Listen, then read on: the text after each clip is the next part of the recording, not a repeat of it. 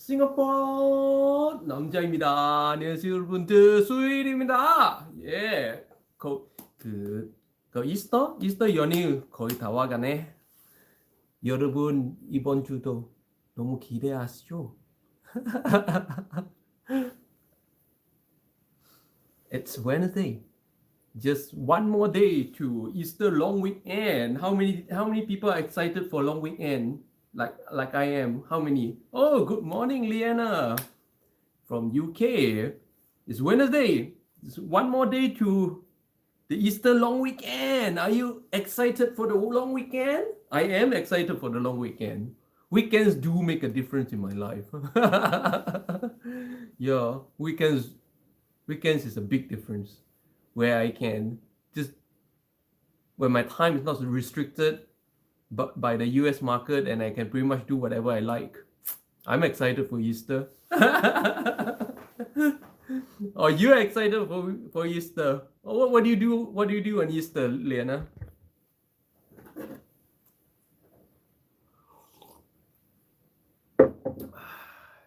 What do you do? What do you do for Easter?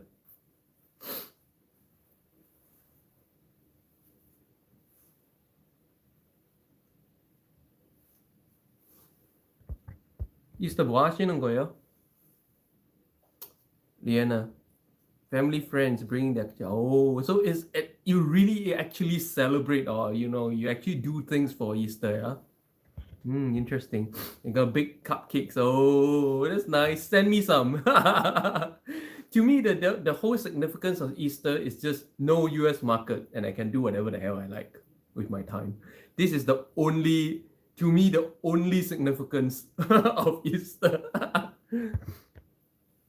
Doing an Easter egg hunt. Oh, nice. It's a good old, very, very old European tradition. Very old. This tradition dates back to probably about 500 years before Christ. Very old tradition, very time-treasured tradition. Easter egg, Easter bunny, all that stuff. Very interesting.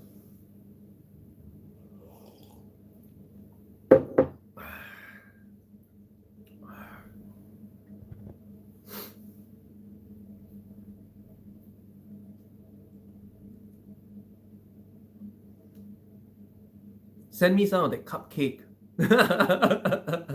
Throw some my way, come on.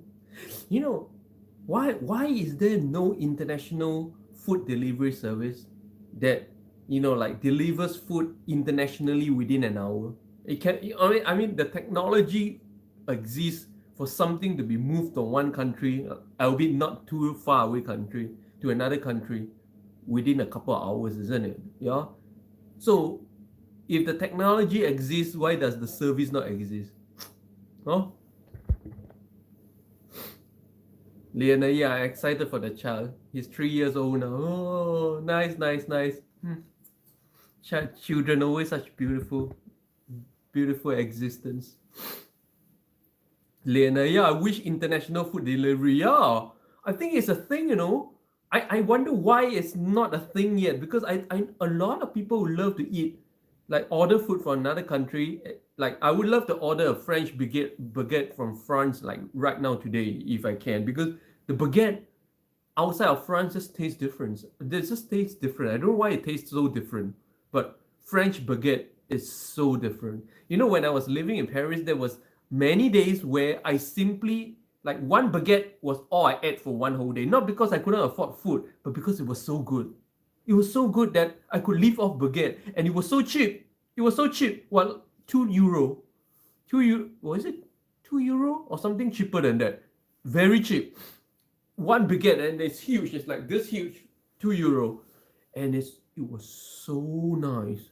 Like, that's all I need for one whole day. That was all I ate one whole day. French baguette, just one. Because it was so good. It's crunchy on the outside, and the inside, the flour looks and feels like, what's that cheese? What's that kind of cheese that we can pull? What's that kind of cheese where you really pull? Like it's soft and cheese-like, and it's not even a cheese thing. It's amazing. Why has no other French bakeries in the world been able to duplicate that. I've not had that taste outside of, and we're not talking about like top class French baguette, no. I'm talking about the French baguette I get from a convenience store, no, and it was that good. Oh, it was crazy. And the croissant, oh, the croissant is so crispy on the outside when you break, and then the inside stretches into like a cheese thing. Wow, like I mind blown, that baguette and croissants can be that good. So if there is an international food delivery service, I'll be ordering French baguette like right now.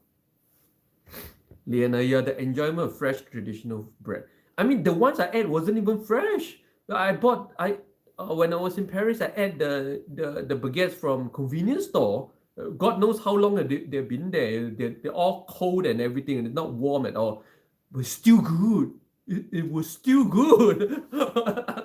So I mean, even trash baguettes in France was good. It was crazy.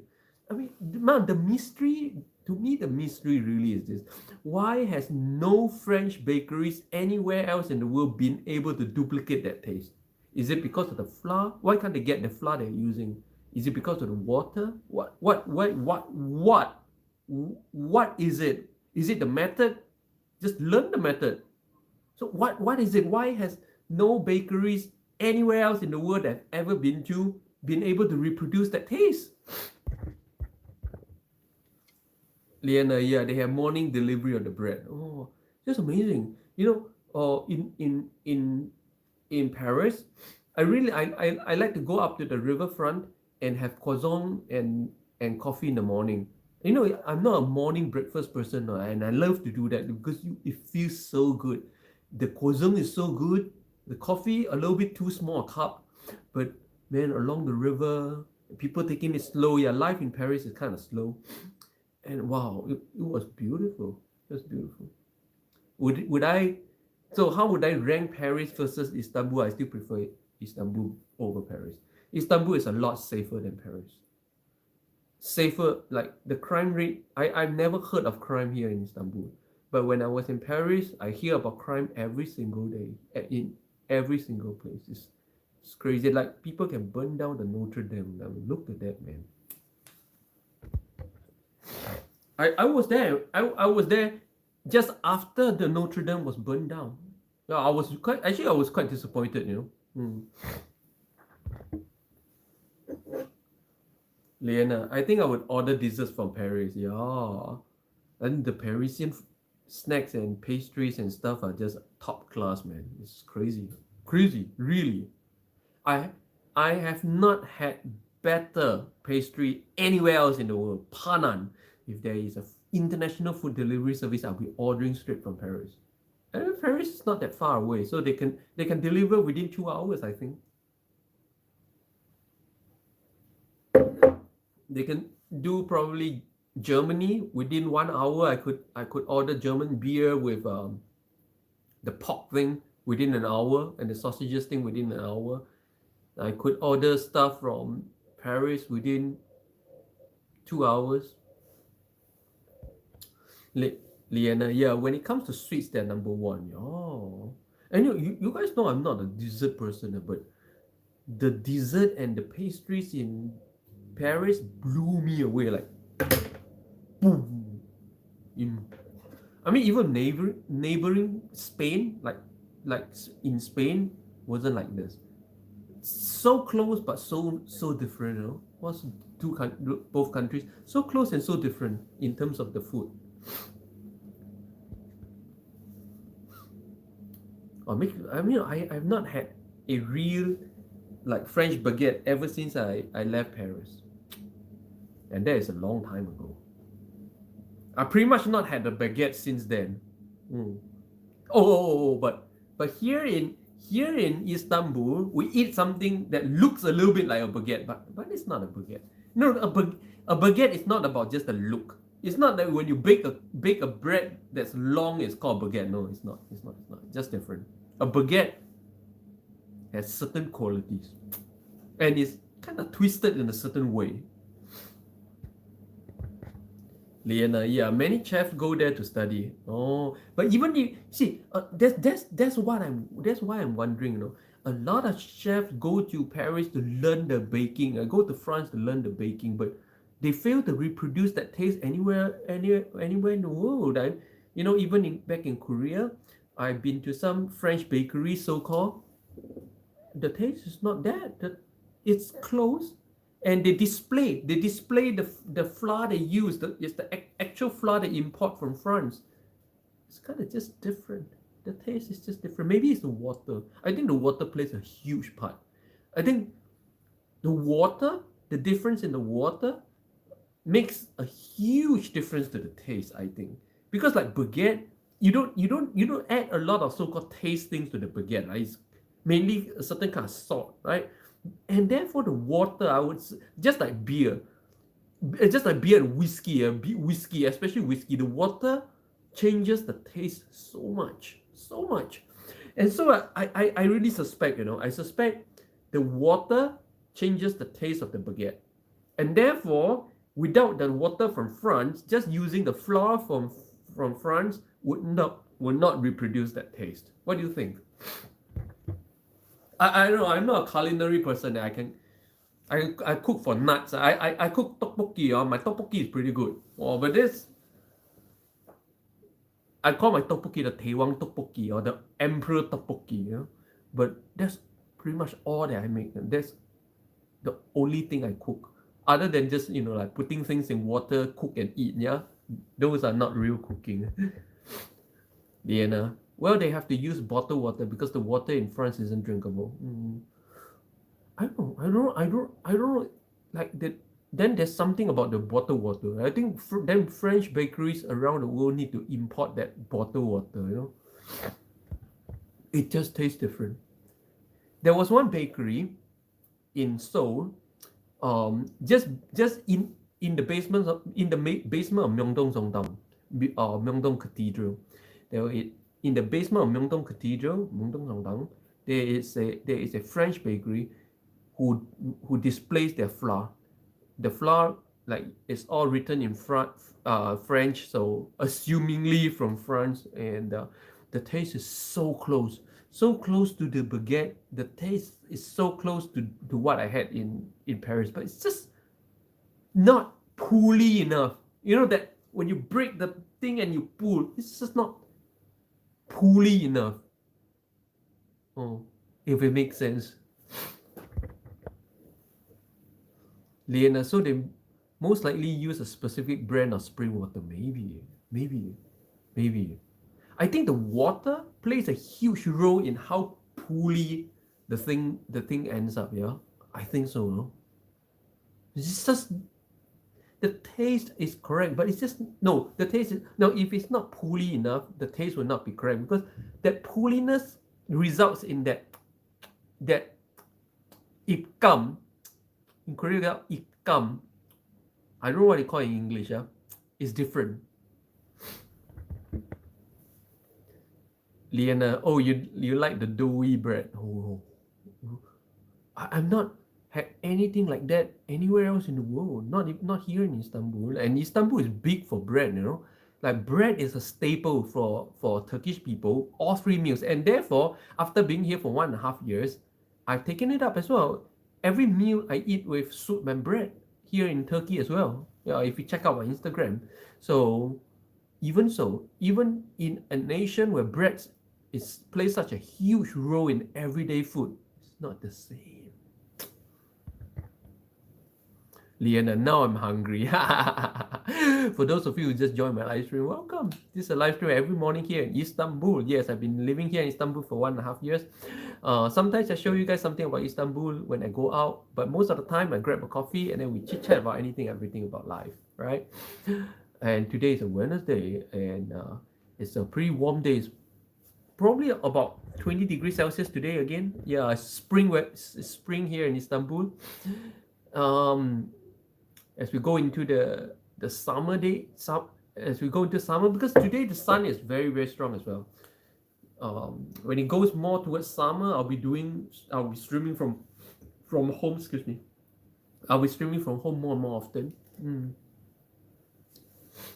But whenever it's nice and cloudy and not raining, I'll bring you guys out and explore Istanbul. Why? Why? What about the sun? I'm a vampire. That's how I don't look my age at 46. Because simply I'm a vampire. I don't do sun.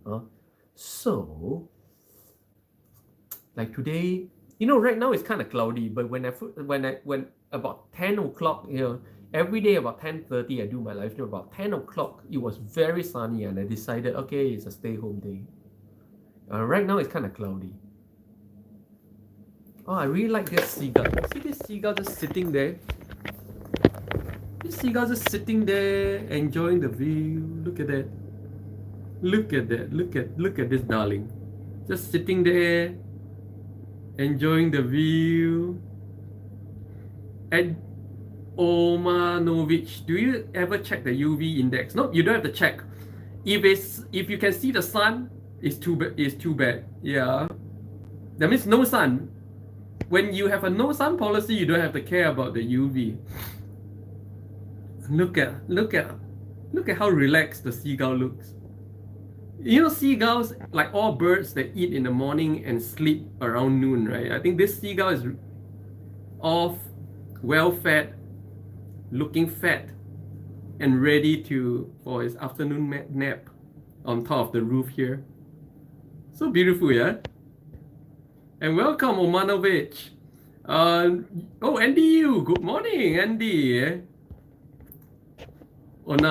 Omanovich, he had a kebab last night. Oh, you'll be surprised. The seagulls here eat kebab. For real. I mean, the people here throw the seagulls all kinds of meat and food. They eat kebab, they eat bread, they eat pretty much everything. And welcome, it's Wednesday. Oh, 수요일입니다. 연휴 거의 다 와가네. It's almost Easter long weekend. What are you guys doing for Easter long weekend? To me, even though I'm here in Turkey, Easter long weekends still feel different for me. Why? Because then I don't have to care about the US market. I can do whatever I like with my time. To me, that's the significance of a long weekend. How about you guys? I'm gonna make myself another coffee. Well, yeah, I only have lousy instant coffee at home. I really would like to get an espresso machine. An espresso coffee is so nice, but not here. I don't know how long more I'll be here.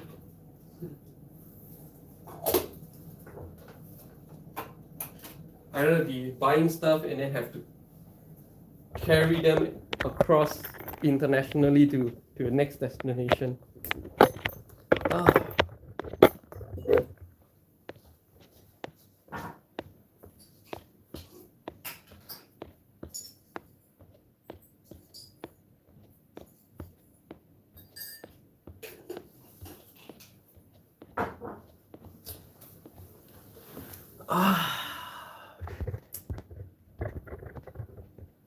Liana, all baking this weekend. Yeah, your cupcake thing. Stop it! We've been talking about food for almost half an hour. And you're making me very hungry. Liana, cooking and baking is my love language. Oh, Lemin, hi. Welcome back, Lemin. Welcome. It's Wednesday. 연휴 거의 다 와가네. It's almost long weekend. If you are in a country that celebrates Easter, it's just one day from Easter long weekend. And even for me, it makes a big difference. Rihan, burger versus pizzas. Hi, Rihan from Nepal. Nepal, right? I got it right? Rihan, you're not from Kathmandu, are you? Liana pizza. Oh, just a few days ago, I had a novelty here in Turkey. It's called pide de pizza. It looks like a pizza, but it's pide. Like, it's quite novel. I think I posted it on my Instagram. You guys can check it out. It's actually really delicious. A big thing that looks like a pizza, but it's pide. Very delicious. Very creative. Very innovative. And then I had there's another taco. A taco that's chick taco. I posted about that in my Instagram. So like all this kind of fusion Turkish food. It's very innovative, very interesting. Not something I'll eat every day, but from once in a while, it's actually very very interesting. Chick in the taco, and pizza that's made out of a pide. Wow. Rihan. Oh, you're from, sorry, from Mumbai. Right. So sorry, so sorry. Like I say, guys, me, you guys know me, yeah. I don't remember anyone who exits my life. Yeah. Like, really, anyone who is not in my immediate circle in my daily life, I just forget. So, you have not been around for quite a while, so you cannot blame me for forgetting, huh? Yeah, I always say this, that 大有被我们사람 진짜 신경 안 써. 신경 쓰지 마. Well, my policy is whoever is not in my real life, my real world, my real immediate existence, I simply don't think about at all. Leonardo, I'm hungry. Lemon, do you know couscous? Yeah. Couscous is kind of like the same everywhere in the world. I pretty much made it at home from time to time as well. Couscous. No, I like couscous. I like stuff that are like not like quite blandish kind of thing. Mike T. Oh, hi, welcome back. Wow, Mike T and Lemon is the latest regulars. Welcome. Good morning, and wherever you're from. Where are you watching from, Mike T? I know Lemin's from Algeria. Mike T, hello Limpeh. Stay in Europe. I think it's better for trading the US market. Run some errands. Yeah. Europe and Asia is good. Even Asia, I love trading from Asia because nighttime I can trade, and then daytime I can do whatever I like. I enjoy Asia more than Europe because in Europe my afternoon time is pressed, and I sleep till noon always. So my daytime is very short. But in Asia, I still sleep to noon, but I have a longer daytime. I prefer trading from Asia, to be honest.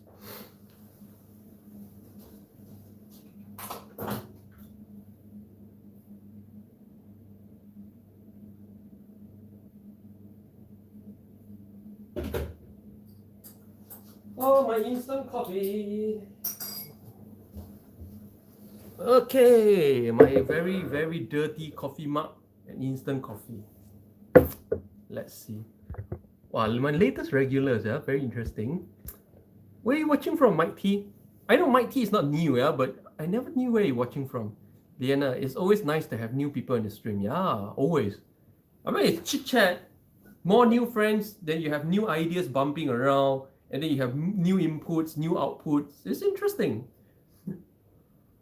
Oh, it looks like it's going to rain, Oh, see that seagull sitting there quietly. So, it's like meditation. The seagull looks like it's in Sunya. So serene, that seagull. Just sitting there. All alone, but not feeling alone. Relaxed and one with nature. This seagull is doing Sunya meditation. This right here is Sunya meditation. Or as a lot of people understand it, Zen meditation. Yeah, the seagull is doing Zen meditation right now. This is Zen meditation. No, not the kind, all the kind of music and all that incense. No, real Zen meditation is no incense, no music, no bullshit. Just sitting there like this. Sitting there, being relaxed and one and centered. That's Shunya right here. This seagull.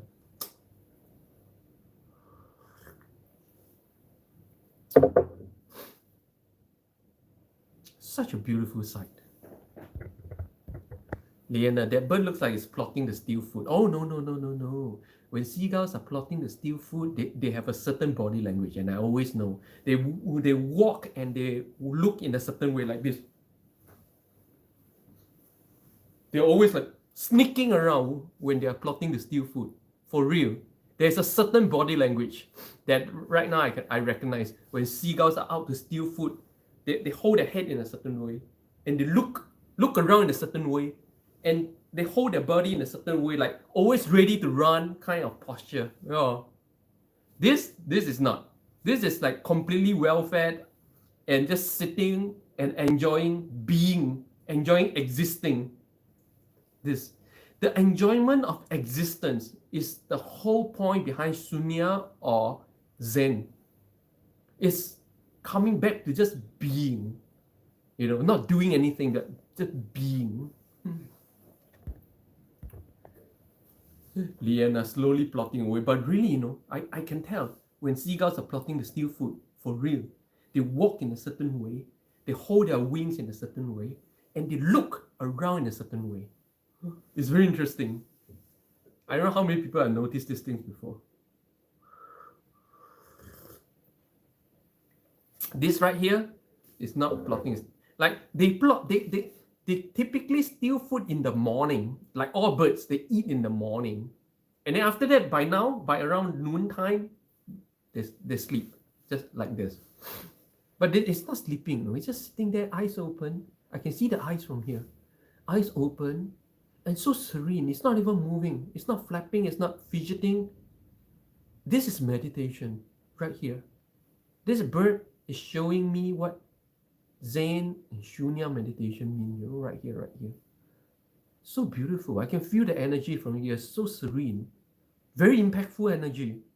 I mean, it keeps drawing me. This energy keeps drawing me. So I keep looking at it. I keep connecting with it. It's amazing energy from this bird. Oh, I can't help it. The energy is very strong. Wow.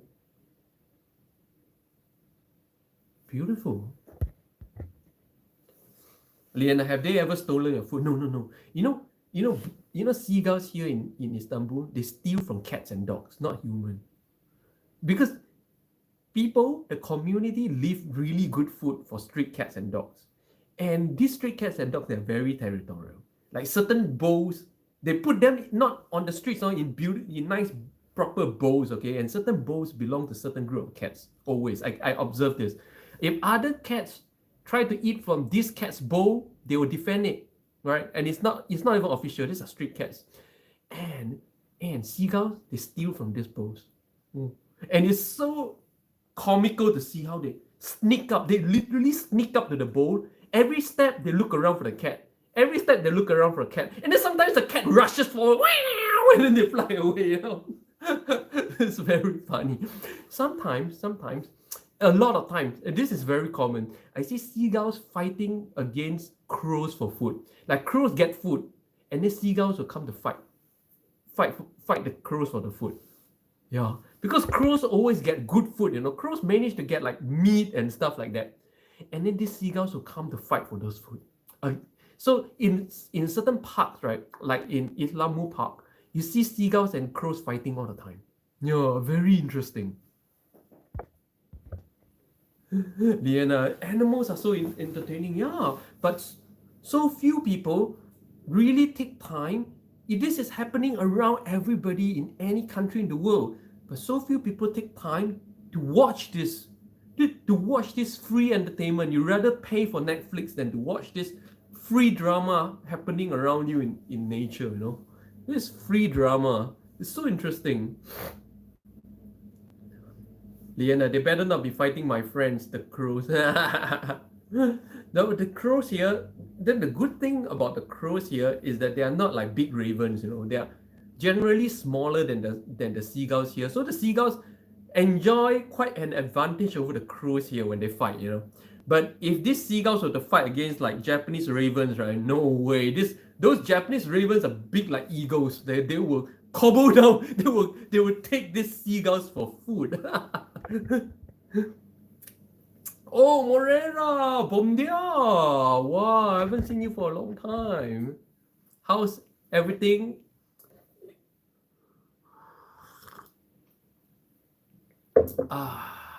Wow, good evening, Good evening, Morera. Thanks for popping in so late at night. Lamin. Am I pronouncing the name correctly? Is it Lamin or Lamine or Lamine? The thing I like about this channel is that we talk about all topics and you, God willing, have an idea about everything. Not like the rest of the channels.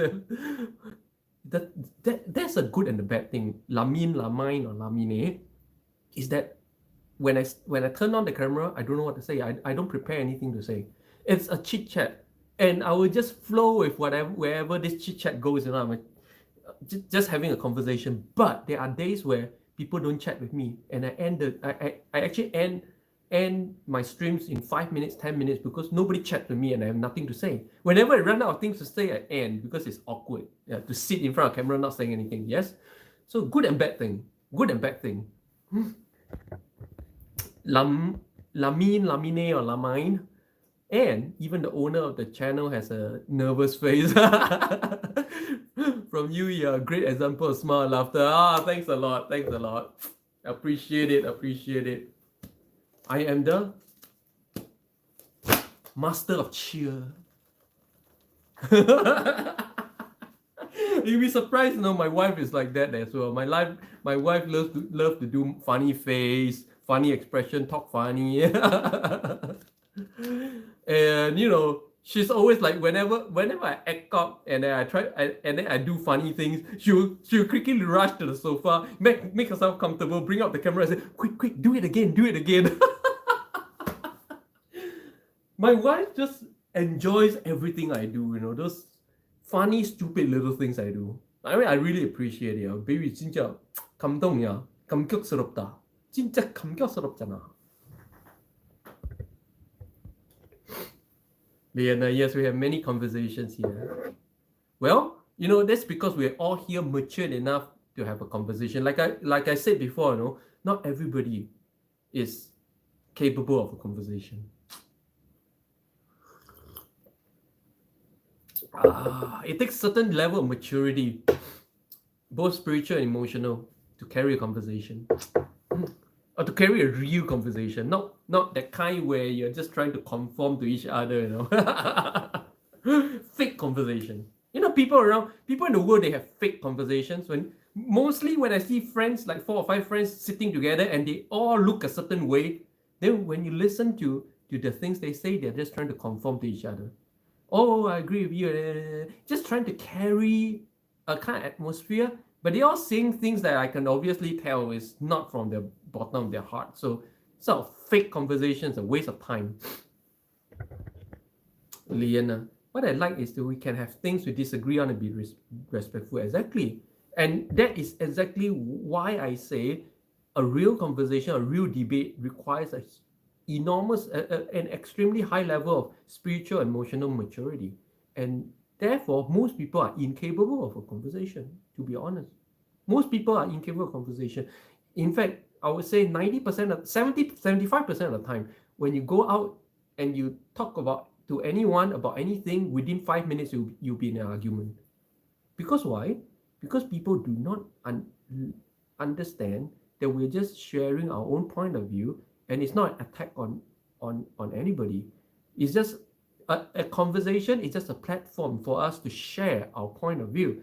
And the more diverse everybody's point of view, the better it is to understanding different point of view. But very few people understand as they get into they talk about certain things, and then after that they start arguing. Liana, most people can't let go of the ego. Yeah? When you attach your ideas to your ego, there will be no conversation. That's why in today's global economy, you see, like in the global stage, you see world leaders. They can never, they attach so much ego on whatever they believe in, and therefore they can never come to common grounds.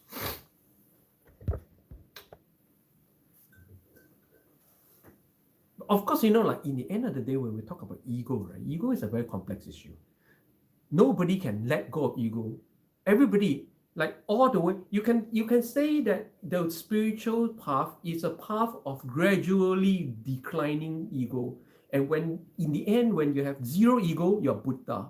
And everything in between, there are levels of declining ego, then you become bodhisattva, you become arhat at certain levels of ego. So in the end, another interpretation for the spiritual attainment and spiritual path is really a path of declining egoic involvement. Okay, so therefore, we can't say that, oh, he has no ego, or you can just let go of ego, because when you can do that, you're Buddha. It's just impossible for most people. You are still on the way. But that's why I use the term spiritual and emotional maturity, because we still living with the ego, but learning to be mature and discerning enough to tell that this is a conversation that we are sharing each other's point of view, and to be able to shelve this ego, just a little bit on the side. You always have ego unless you're Buddha.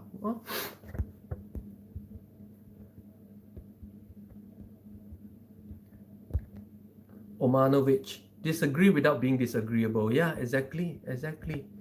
Liana, yeah, we all have ego. I think we shouldn't let our see there's a lot of ideals about this. Of course, the ideal is we don't let ego control us. The ideal is we can set it apart. But understand these are just ideals, and understand that we are fallible. That ego is in control. Ego is in control of me as well. But our job is really just to be able to discern and create an internal awareness within ourselves to understand when our ego is kicking in. There is a point, you can feel it. If you are internally sensitive enough, you can feel the trigger point where your ego is kicking in. Be sensitive to this point. When you feel this point, you're hitting this point, you can do something about it. You can distance yourself from the situation. You can change the situation. But if you do not identify this point where the ego has taken over, and you just flow with it, then you have lost control of the situation. We all will have it, but I think the most important thing is to develop and cultivate this inner awareness of when it's kicking in. This kicking in point is actually very, very distinct and very clear. As clear as sounding a gong. Gong! This thing starts. You can feel it internally like a thunder. Lamina. How do you pronounce your name? Is it Lamin, or Lamine? In Turkey, this will be Lamine. How do you pronounce it in your language? In Turkey, this will be Lamine. In English, you'll be Lamine. Huh? Today, you're wearing the traditional Korean dress and one of the oldest traditional clothes in the world. It's pretty much the traditional clothing of East Asia. It's the same traditional clothing between Chinese, Koreans, and Japanese, to be honest. Only slightly different styling. We have the turban and the brunos from the traditional of clothing of my country. Yeah. I think it's awesome to dress in our own traditional clothes. I wear traditional clothing at home a lot. Liana, I put my ego aside and don't let my feelings be hurt. In order to do that, you need to be able to identify that kicking in point. It's a very distinct point. You can feel it kicking in, very distinct. If you develop that inner sensitivity. But how to develop inner sensitivity? Meditation, self-awareness. No simple solution, but so important to develop that kind of inner sensitivity to when it's kicking in, because we will always have the ego. Until we are Buddha, we'll always be either in control of the ego or being controlled by the ego. Right? All the way up to Arhat, all the way up to Bodhisattva. Bodhisattvas, they struggle with ego. Bodhisattva, they get real angry. When they get real angry, they get real ugly, Even angels get angry, But then again, we need to be clear about one more thing. Being angry is not necessarily always a thing about the ego. This is actually quite complex. We're going into the deep realms of psychology here. The emotional anger is not always an ego thing. It's a lot to do with what has been handed down to you through your culture and your bloodline. Yeah, and the immediate society. People get angry usually over handed down values and beliefs that are actually not even of their own. But they don't know this. They don't know this. Just like people, they don't know they're asleep. Some people, they don't know they're dead. Yeah, they just don't know this. I will tell you the truth, no? When you're dead, you don't know you're dead. You just don't know. You will not know the point where you have crossed from life to death. Yeah. Now, at least that was my experience. You will not know. I don't want to go too deep into this, yeah. So, in a way, understanding this kind frees you a little bit from the fear of death. That honestly, you're afraid of this thing called dying, but when it happens, you won't even know. You just won't know, so it's fine. Oh. Morella, your hair is beautiful. Bye bye. Oh, these days are having like really good hair days. Liana, I think it's beautiful. Oh, Liana, I really admire people in their traditional clothing. Yeah. I love to see people in their own traditional clothing a lot. Lamina or Lamin. Next time I go to the barber. Honestly, I don't know when. The last time was like 4 months ago. My landlord, specifically my landlord's son. My landlord lives in Ankara. His son lives alone just next door. Okay. Actually, I told my landlord's son, really now my really good buddy, yeah, with gaming buddy, yeah, he has a PlayStation 5 at home on a 100-inch TV. We're really good buddy, and he has homemade whiskey. So from time to time, we go to his place, have whiskey, and play game. It was crazy, and then we go get date drunk. Yesterday, I asked him to cut my hair, and of course, it's kind of hard to do with scissors. So he's gonna buy that shaver thing, and then we're gonna try cutting my own hair, and then I'll cut his hair. Yeah, sounds very bromance, yeah. I mean, next time you go to the barber, tell him to show your eyebrow. No showing eyebrow. It looks stupid when your fringe is above your eyebrow. You look like a nut. Okay, no. Can you imagine my hair being like here? It looks stupid. It will look like some cartoon character, you know. Yeah, especially in Asia, it looks like some Asia comical cartoon character. No, always below the brow. Always. If you look at a lot of K-pop or K-drama, when they have this hairstyle, it's always under the brow. Always. Or is it a habit? Most Koreans cover their eyebrow. Yes, because this hairstyle above the brow makes you look retard. To be honest, I don't like to use that word. It sounds discriminating, but that's exactly how it looks. You know. No seeing the eyebrow. Never. Liana. Actually, many Koreans don't have their eyebrows covered by. Oh, they do. But lately, if you walk down the streets, working Korean men usually have usually have parting hair, so you don't see. They usually have parting hair now. Usually you see this hairstyle in college and at home. You know, when you don't gel your parting hair, it becomes this. Yeah, but usually these days when they go out working, when they are out, usually it's parting hair these days. This parting hair thing has been a trend since since I think it became a big thing since 5-6 years ago. Before that, most Korean guys down the street really do have this hairstyle. But about 5-6 years ago, also that you can see the trend in K dramas. About 5-6 years ago, it started in K dramas as well, right? Where more and more men have like parting hair. Liana, the hairstyle isn't the current trend now. Yeah. This is not a trend. But like I say, the parting hair, those guys with the parting hair at home when they're not at work is this. It looks like this. Oh, Lamin, you look cute. The important thing is this hairstyle is so low maintenance.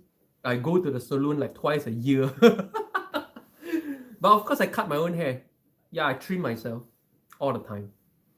So my basin is full of hair, which is quite disgusting, to be honest. Like I have hair all over, especially when I cut just little, and then the smallish hair was all over. And now I even got my landlord's son to cut my hair. I want to see it, really. I'm really curious how it turns out. But to be honest, I don't care what the behind looks like because I don't see it. If I don't see it, I don't care. Nếu này anh 보면 신경 안 써. 난 신경 안 쓰잖아.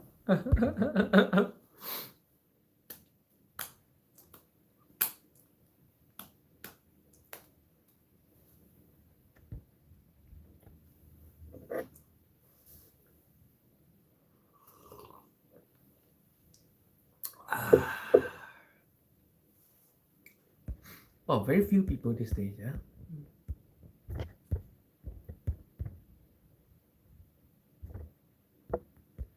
Okay, so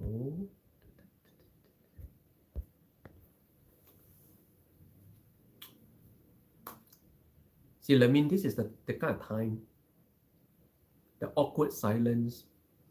But you know, kind of like the kind of time it happens when you sit among friends. This happens. Well, you talk, and then suddenly you run out of things, and then there's this awkward silence. So this is actually, this really feel like a real gathering of friends, you know, where you talk, and then suddenly there's this awkward silence. Oh, what's this? Liana, I guess it's more because I notice guys that my age, yeah, maybe. I mean, I understand from your words that all the beauties in Korea are waiting to cut someone's hair. All the beauties of in Korea are waiting a lot to cut someone's hair. Wait, what does that mean? I just realized that I don't really understand what that means. What does it mean? Liana, like street fashion. I do street fashion as well. You can check out my Instagram. I don't have one single prevailing image. My image changed all the time. There was a long period of time where I was pretty much street fashion every day.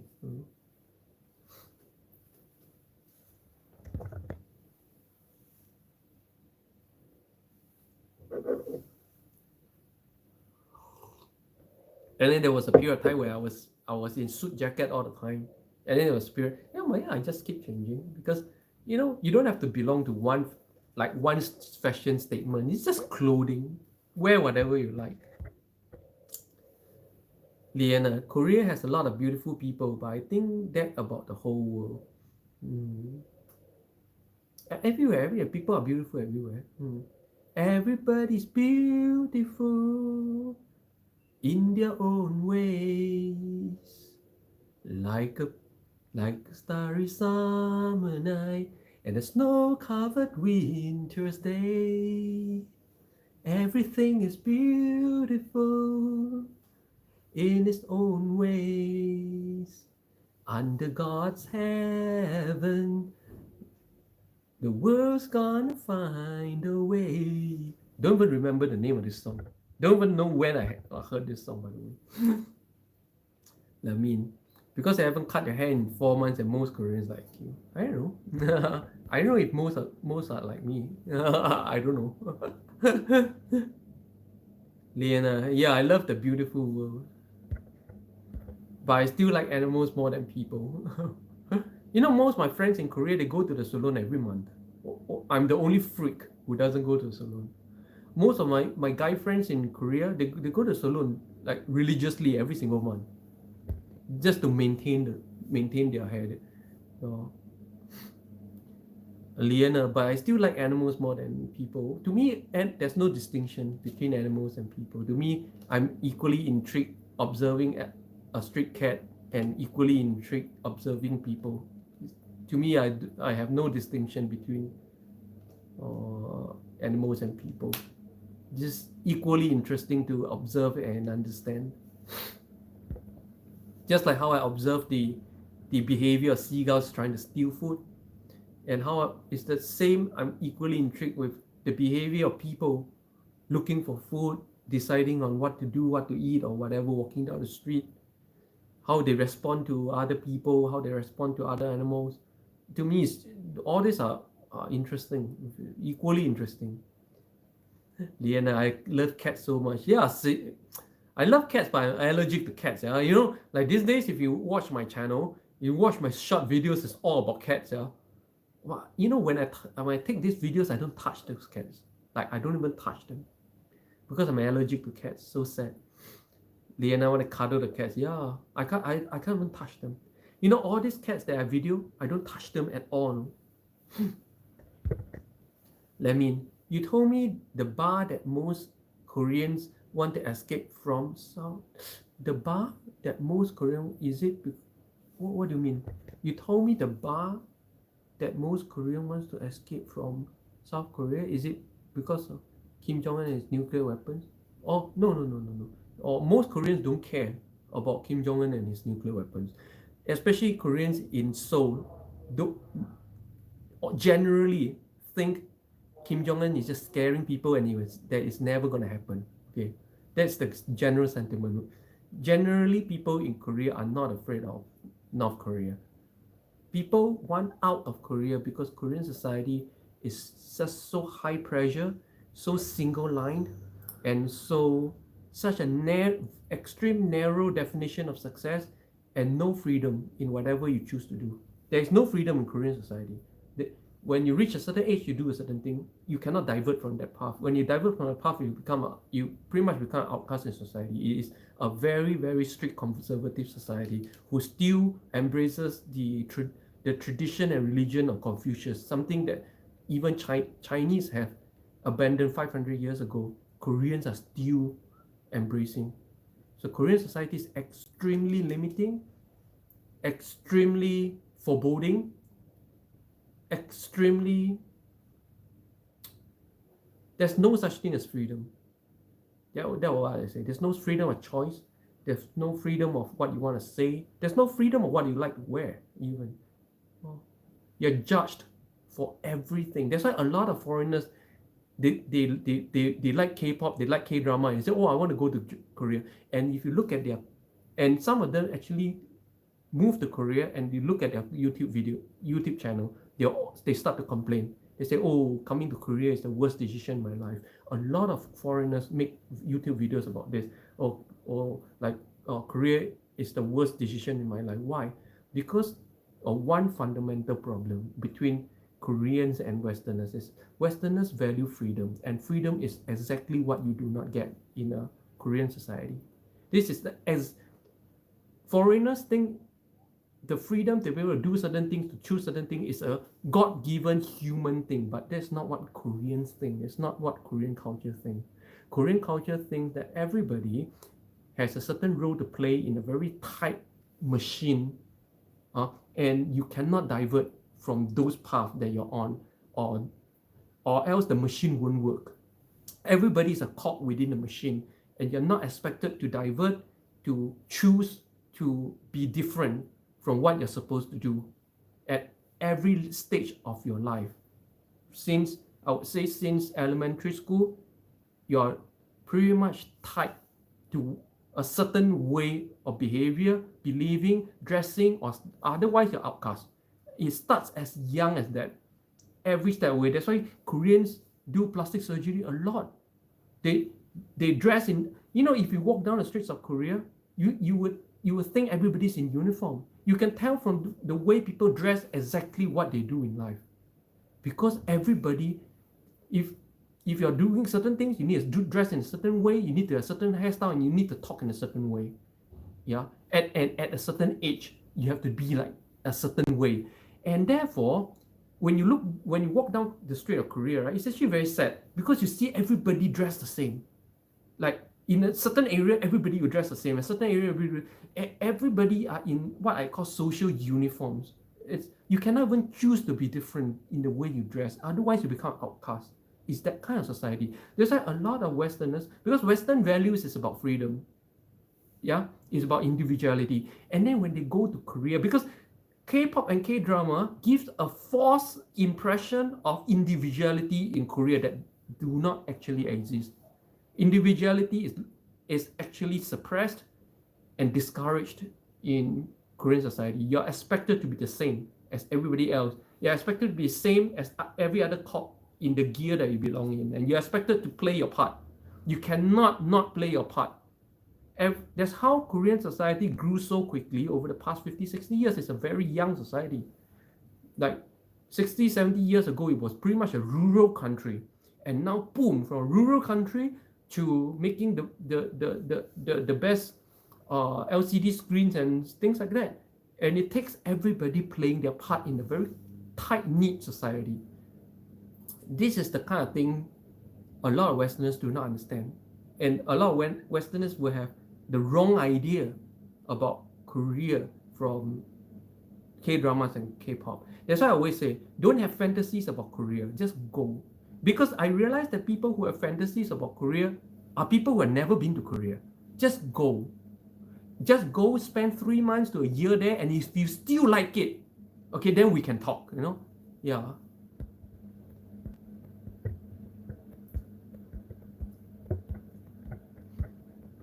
Liana is super conservative. Yeah, I warn people about that. Yeah. Yeah. I mean, the fact that the so-called main religion of Koreans is still Confucius.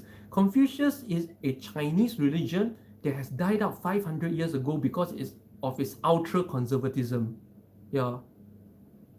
Because it's so ultra-conservative, the founder of Confucius, the religion of Confucius, was exiled by his own country. But that religion is still the national religion of Korea today. Ultra-conservative. I mean, in the end, your brothers who divided the West and Soviet Union. Liana, I say it's not the same as K-drama.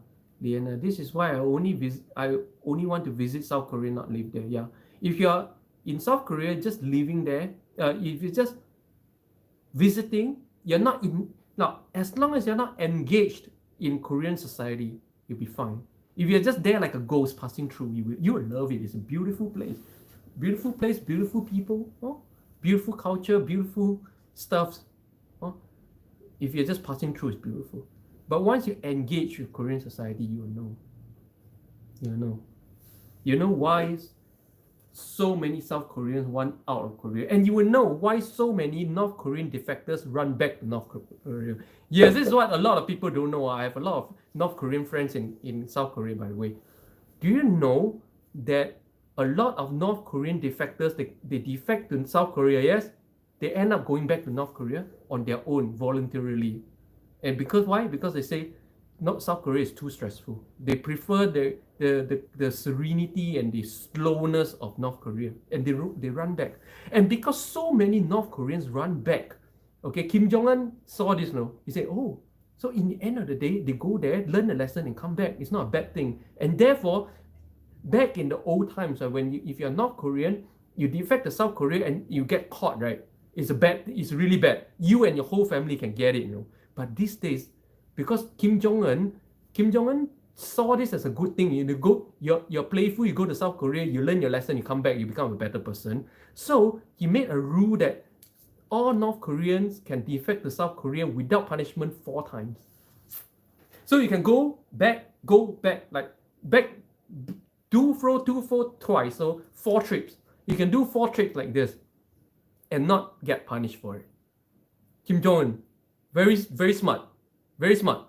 But still, it's not legal to go. So you still have to defect, you still have to go through the hardship of going from North Korea to South Korea. But when you decide to go back and you get caught going back, you're fine. You're fine on your first 2 times getting caught. Interesting, right? A lot of North Koreans, they end up going back to North Korea after they spend like a year in South Korea.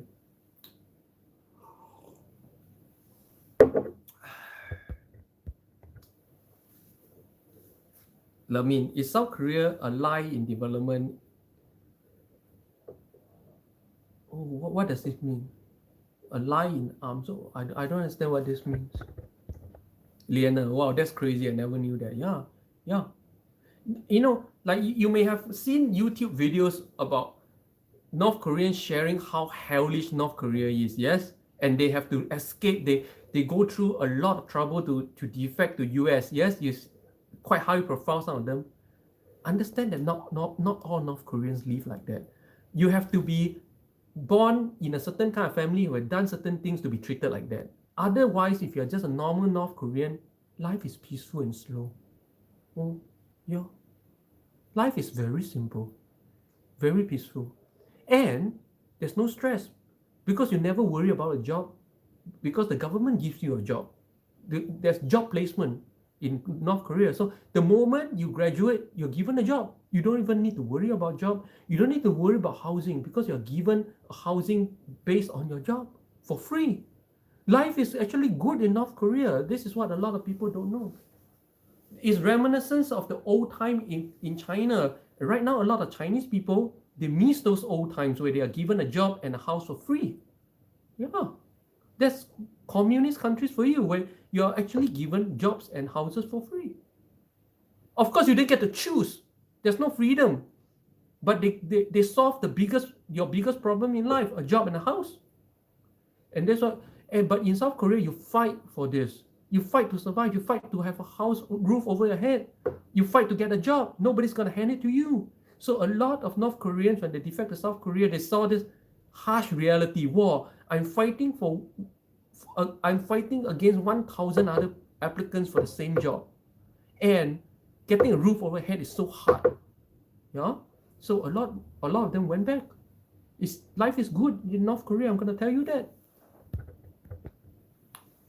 Liana, yeah, I've seen those videos where they go to US and speak up about their escape. Yes, you need to be. Not every North Koreans are treated that way. You have to be born in a certain family, and your family needs to have done a certain thing. What they call bad history to be treated that way. If you're just a common peasant, nobody cares. Huh? Kim Jong-un is not a butcher going around like butchering people. Huh? I'm not pro Kim Jong-un, by the way. I'm just everything. I'm not pro anything. Everything to me is just I look at the facts. That's the fact on the ground that I personally have seen. I only believe what I've seen, by the way. I don't believe nothing in the news. I believe people who I know, places that I've been to, and things that I've experienced. And this is what I experienced. It might be very different from what you believe, but therefore I'm sharing with you my personal real life experience. So yeah, guys, another great chit chat day. I'll see you guys tomorrow again. And thanks a lot, Lamin, for coming back, Mike T, Liana for being on every day. Thanks a lot. See you guys tomorrow. Good conversation, good chit chat. Annyeong.